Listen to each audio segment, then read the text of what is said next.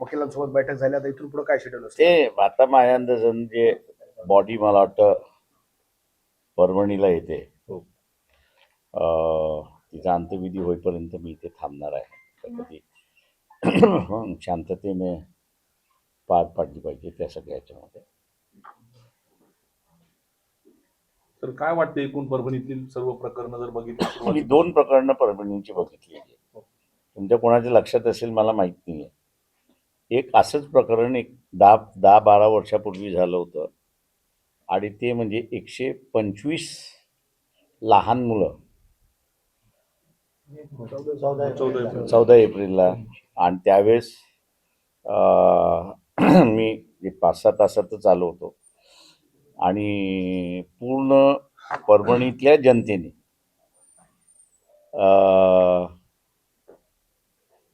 स्वतःच्या घरातले कूलर्स, सादरी, औषधाला लागणाऱ्या मेडिकलची दुकानं जी होती त्या सगळ्यांनी असणारं स्वतःहून एक मदत म्हणून, आणि ती गव्हर्नमेंट मदत यायला 3 दिवस लागली होती याची मला जाणीव होती, पण ते 3 दिवसामध्ये सगळं लागणारं जे आहे ते परभणी शहराने पूर्णपणे पुरवलं होतं अशी असणारी परिस्थिती आहे. त्याच्यामुळे या शहराचं एक कॅरेक्टर जे आहे ते मला वाटतं त्याच्यातूनच बाहेर पडते अशी असणारी परिस्थिती आहे. काय वाटतं मला सगळे कुठे हा प्रकरण जो आहे हे प्रकरण जे आहे ते नेमकं ती जी व्यक्ती आहे, पवार नावाची असणारी जी व्यक्ती आहे, त्यांनी जोपर्यंत कुठल्या माइंडसेटमध्ये येऊन केलेलं आहे हे कळत नाही आहे. आणि मला वाटतं ते एवढ्या लवकर कळेल असं मला स्वतःला वाटत नाही आहे, कारण का ॲडमिनिस्ट्रेशन हे सगळं जे आहे ते लॉ अँड ऑर्डरच्या सिच्युएशनमध्ये त्या ठिकाणी अडकलेलं आहे अशी परिस्थिती आहे.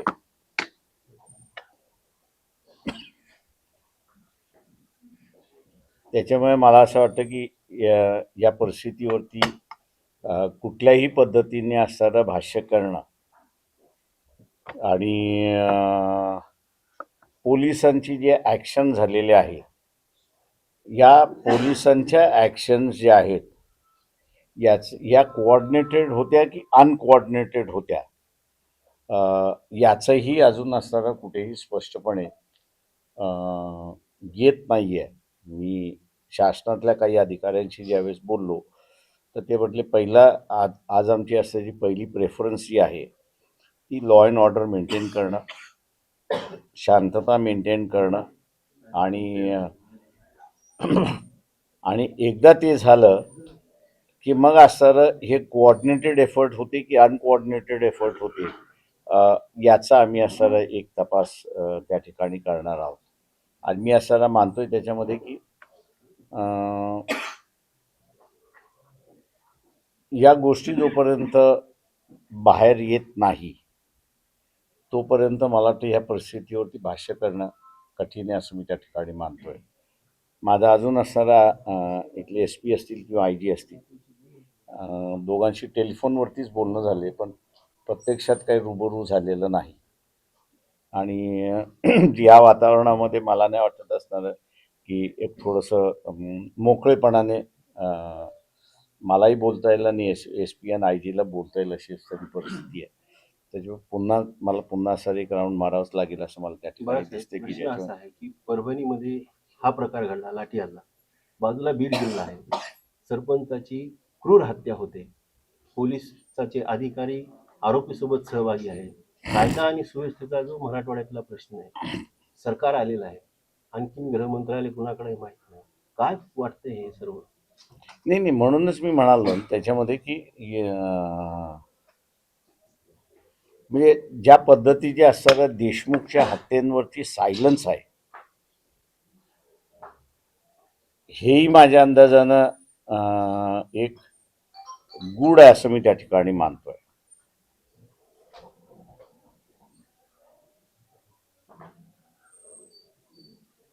तिथे शॉक मध्ये गेलेली लोक आहेत असं मी बीडमध्ये बघतोय. म्हणजे ज्यांच्याशी बोलतो त्यांना असताना ज्याला स्टंट आपण म्हणतो, माणूस जसा स्टंट होतो तसा बीडची जनता त्या ठिकाणी स्टंट आहे अशी परिस्थिती आहे. आणि कोणीच बोलायला तयार नाही आहे, कोणीच काही सांगायला तयार नाही. आणि तुम्ही विषय काढला तर लोक रामराम करतात, अशी असणारी परिस्थिती आहे. इथे माझ्या अंदाजानं परभणीमध्ये जे आहे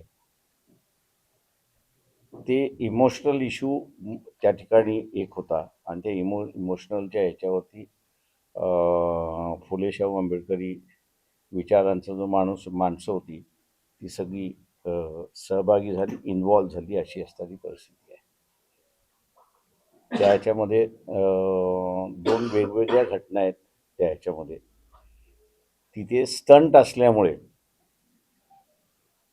काहीच घडलं नाही अशी असणारी परिस्थिती आहे. इथे रिॲक्शन आली अशी अशी एक परिस्थिती आहे. त्यामुळे दोन वेगवेगळ्या घटनांना मी दोन वेगळ्या पद्धतीने तिथे बघतोय. पण हा जो स्टंटपणा जो आहे तो माझ्या अंदाजानं मला फार भीतीदायक वाटतोय अशी परिस्थिती आहे. याचं कारण की आता आपली गत अशी होणार का, आपण काही बोललो तर दोन्ही बाजूने, म्हणजे वंजारी समाजाच्याही बाजूने तीच आहे आणि मराठा समाजाच्याही बाजूने तीच आहे, किंवा आपली गत अशी होणार का याच्याबद्दलचं असणारं लोक स्टंट आहेत. आणि मग ती मला असणारं भीती फार, ज्याला आपण म्हणतो की स्केअरी, ज्याला इंग्रजी शब्द आपण वापरतो, अशी आहे अशी मी त्या ठिकाणी मानतो. सर, आंदोलन झालं, इथं आंदोलन झाल्यानंतर पोलिसांनी काही ठिकाणी महिला असतील, काही तरुण असतील यांच्यावर मारहाण केली. त्या अजूनही रुग्णालयात ऍडमिट आहे. काय वाटते एकूण या सगळ्या एकंदरीत माझं म्हणणं असं आहे, म्हणून मी मग अशी म्हटलं ना की हा कोऑर्डिनेटेड एफर्ट आहे की अनकोऑर्डिनेटेड एफर्ट आहे याच्यामध्ये. आता हा आता इमिजिएटली वरचे अधिकारी काही बोलतील का असं मला वाटत नाही आहे त्या सगळ्या ह्याच्यामध्ये. ही जर अनकोऑर्डिनेटेड असेल तर मी म्हणेन ही फार मोठी गंभीर बाब आहे. सोमनाथ सूर्यवंशी यांचा जो मृत्यू झाला याबद्दलही काय वाटते एकूण आपल्याला? ते कोण दोषी? माझं म्हणणं असं आहे की इथल्या असणाऱ्या सोमनाथ सूर्यवंशीच्या ह्याच्यामध्ये मीच IG आणि SP ना म्हणालो होतो की यांचे जे पोस्टमॉर्टम आहे हे अशा मेडिकल कॉलेजमध्ये झालं पाहिजे की ज्यांच्याकडे फॉरेन्सिक डिपार्टमेंट आहे. आणि औरंगाबादमध्ये फॉरेन्सिक डिपार्टमेंट आहे, अत्यंत चांगलं फॉरेन्सिक डिपार्टमेंट आहे. आणि तिथे मग त्यांचं पोस्टमॉर्टम करायचं त्या ठिकाणी ठरलं. कोर्टाला सुद्धा त्या पद्धतीने असताना अर्ज काढला, पण तो प्रेस करण्याची गरज पडली नाही, करता ॲडमिनिस्ट्रेशनने ते असताना मान्य केलं अशी परिस्थिती आहे. आणि तिथे असणारं लक्षात आलेलं आहे की मल्टिपल इंजरीज आहेत. ते म्हणजे मी नेहमी म्हणत असतो की आपल्या इथे पोस्टमॉर्टम म्हटलं की विस्कारा काढून घेतला की लोकांना असं वाटतं नाही नाही आता सगळं बरं होणार. लोकांच्या माहितीसाठी असताना सांगतो की पोस्टमॉर्टम हे दोन पद्धतीचं आहे. एक फॉरेन्सिक डिपार्टमेंट पोस्टमॉर्टम करतं आणि एक पॅथॉलॉजिकल डिपार्टमेंट असताना पोस्टमॉर्टम करतं. पॅथॉलॉजी हे जे पोस्टमॉर्टम करतं ते विस्कारा काढून घेतं आणि लिक्विड ॲनालिसिस करून पॉयझन आहे की नाही, अमुक आहे की नाही, ही त्याच्यामध्ये असणारं सांगतात. परंतु आता जे असणारं सूर्यवंशीचं जे असणारं फॉरेन्सिक डिपार्टमेंटने जे पोस्टमॉर्टम केलेलं आहे त्याच्यामध्ये सगळ्यात सूक्ष्म बाबी ह्या आलेल्या आहेत. त्याच्या नर्व्स कशा होत्या, त्याचे मसल्स कसे होते, त्याचे बोन्स कसे होते, त्याला शॉक नर्व्सला किती बसलेला आहे, आणि त्याच्यामुळे कॉज ऑफ डेथ हे आता तिथे इस्टॅब्लिश झालेलं आहे की त्याला मारहाणीमुळे त्याचा कॉज ऑफ डेथ आहे अशी परिस्थिती आहे. मी शासनाला असं हे म्हणतोय की त्याच्यामध्ये आपल्या इथे असणारं जिवंत माणसाला महत्त्व असतं पण मेलेल्या माणसाला महत्त्व नाही. तेव्हा MRI आणि CT स्कॅन हे जसं जिवंत माणसाचं मशीन आपण ठेवतो तसं ही जी ॲक्सिडेंटल डेथ आहेत या ॲक्सिडेंटल डेथच्या माणसाला सुद्धा MRI आणि CT स्कॅन हे जर मशीनमधून केलं तर तुमच्याकडे फॉरेन्सिक डिपार्टमेंट जरी नसेल तरी तुम्हाला असं त्याला इंजुरीज काय काय आहेत आणि त्याचं कॉज ऑफ डेथ हे तुम्हाला असताना तिथे इस्टॅब्लिश होऊ शकतं अशी परिस्थिती आहे. त्याच्यामुळे शासनाला आम्ही यासाठी करणार आहोत की पोस्टमॉर्टमचे नियम जे आहेत त्याच्यामध्ये नुसतं पॅथॉलॉजिकल नाही तर असणारं फॉरेन्सिक डिपार्टमेंटच्या ह्याच्यामार्फत सुद्धा त्याचं पोस्टमॉर्टम झालं पाहिजे तिचे. आज मला वाटतं सूर्यवंशीचं फॉरेन्सिक झाल्यामुळे त्याचं कॉज ऑफ डेथ तिथे इस्टॅब्लिश झालं अशी परिस्थिती.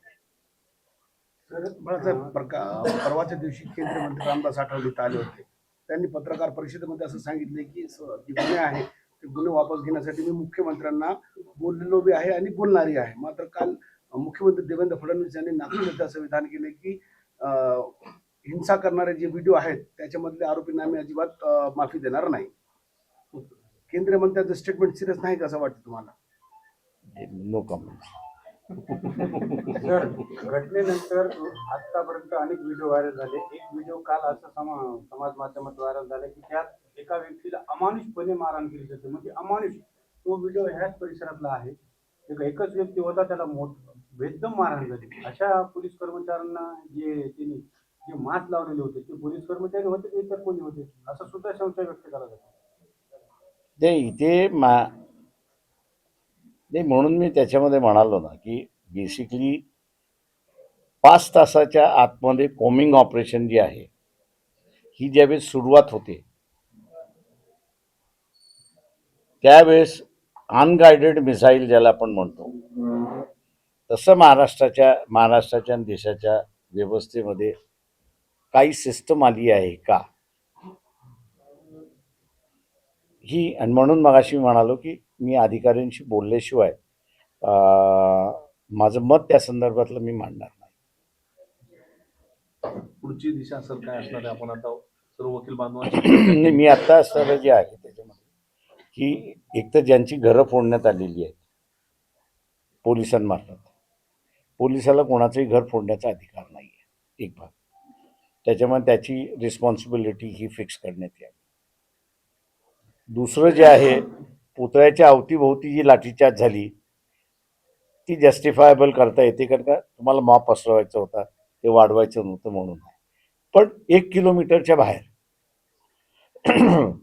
तुम्ही जे एकेकाला गाठून जे असताना मारलेला आहे आणि अमानुष मारलेला आहे हा तो पोलीस आहे की पोलिसाच्या वेशामध्ये दुसरं कोणी आहे याची असताना आम्ही ती चौकशी करायला त्या ठिकाणी सांगितलेली आहे. आणि पोलिसाला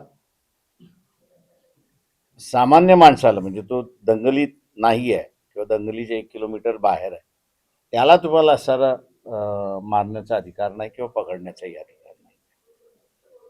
त्याच्यामुळे म्हणून मी अशी म्हणालो की बा इथे कोऑर्डिनेटेड एफर्ट होतं की अनकोऑर्डिनेटेड एफर्ट आहे हा याच्यातला सगळ्यात मोठा भाग आहे असं मी त्या ठिकाणी मानतो. आणि म्हणून वकिलांनी असं म्हटलं की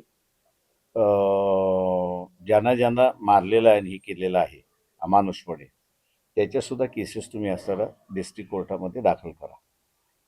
साहेब, जिल्हाधिकारी आणि जिल्हा पोलीस अधीक्षकांच्या एकूणच हे पूर्ण प्रकरण हाताळलं त्याला कसं पाहता तुम्ही? कारण जिल्हाधिकारी कार्यालय फुटेपर्यंत त्यांनी कुठलाही स्ट्रिक्ट ऑर्डर दिला नव्हता. तर प्रकरण त्यांनी कसं हाताळलं असं तुम्हाला वाटतं? की मला असं वाटतं की पहिल्यांदा ज्यावेळेस असताना हे म्हणजे स्पॉन्टेनियसली दंगल झाली असती तर मी समजू शकलो असतो की बा ती स्पॉन्टेनियस दंगल होती आणि त्या ह्याच्यामध्ये होती. पण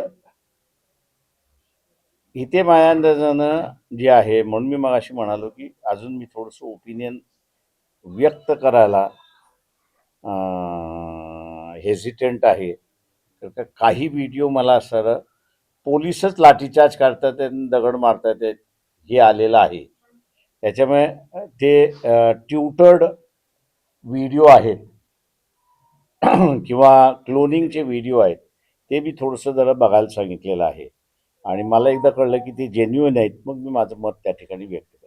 व्यापाऱ्यांनी असा आरोप केला जे बाळासाहेब नागरिक की फोडतायत ते का पोलीस फोडतायत कलेक्टर ते? आणि एसपींच्या दुर्लक्षामुळे हे आंदोलन चिघळलं. त्यांच्यावर निलंबनाची कारवाई करावी. त्यांनी जर पावलं उचलली असती तर हे आंदोलन चिघळलं नसतं.